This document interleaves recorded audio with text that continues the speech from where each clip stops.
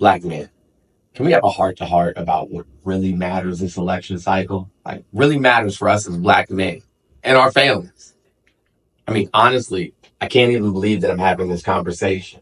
Like, is it really that tough of a decision between Donald Trump and Vice President Kamala Harris? Contrary to this media narrative, Kamala Harris didn't lock up thousands of Black men. As a matter of fact, she created the Back on Track program, a diversion program to prevent young Black men 18 to 24 from going to jail, for like minor repossession and shit.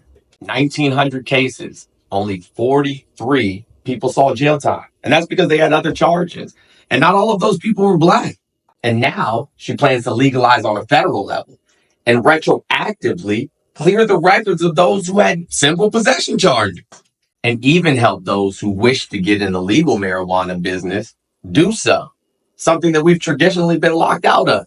And if that's not your game and you have other entrepreneurial ideas, $1,020,000 loans that are forgivable so that we can start our own businesses and so that we can be around to take care of our families and run those businesses, she's focused on our health, our mental health, things like diabetes, high cholesterol, heart disease, things that plague us already anyway. A health initiative focused just on us. And being that we have the lowest rate of home ownership, her plan to make affordable housing and offer down payment assistance, like, what more can we honestly ask for? $25,000 down? I mean, that can buy us a $400,000 house. And we're already paying $2,000 plus in rent. That means we can afford the payment on a mortgage. And if you don't want to buy a house and renting is your thing because you move around a lot or your job moves a lot, well, then she's going to be working to lower rent across the country.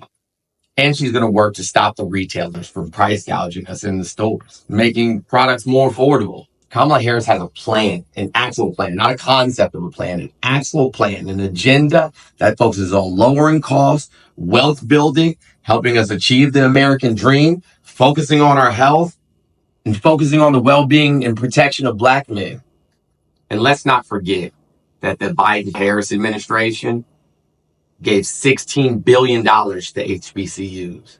Trump gave them $85 million spread over 10 years.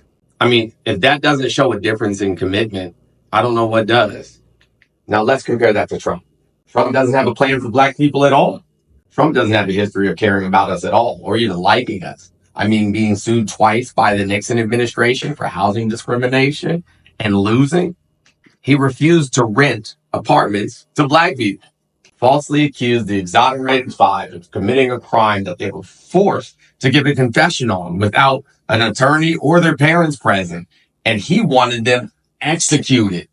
They're suing him for defamation right now, and he still won't back down. And then after George Floyd was publicly executed and people, protested, rightfully so, he said, when the looting starts, the shooting starts, and called the people thugs. That doesn't sound like a president for all people. He's called majority Black countries shithole nations and lied about Haitians eating dogs and cats. Haitians are Black people. Kamala Harris has long recognized that Black voices go unheard, especially those of Black men. Her plan aims to break down barriers to wealth creation, like education, while Donald Trump wants to get rid of the Department of Education altogether. How are y'all going to go to college? And she certainly knows the ins and outs of the criminal justice system, so I definitely trust her more for justice reform than I do somebody who wants to lock more people up, like unhoused people. I mean, he wants to bring back stop and frisk. Who did that affect the most? He wants to cut funding for healthcare, cut funding for Social Security, cut funding for education. Like, how is that helping us? We're already struggling in those areas. And then it's stupid tariffs, or should we call them the Trump tax?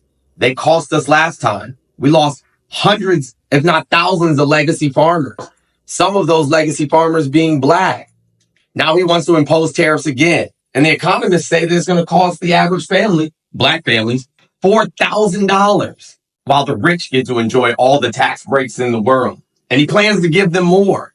Why are we cutting taxes for the rich and adding taxes to poor and middle class people?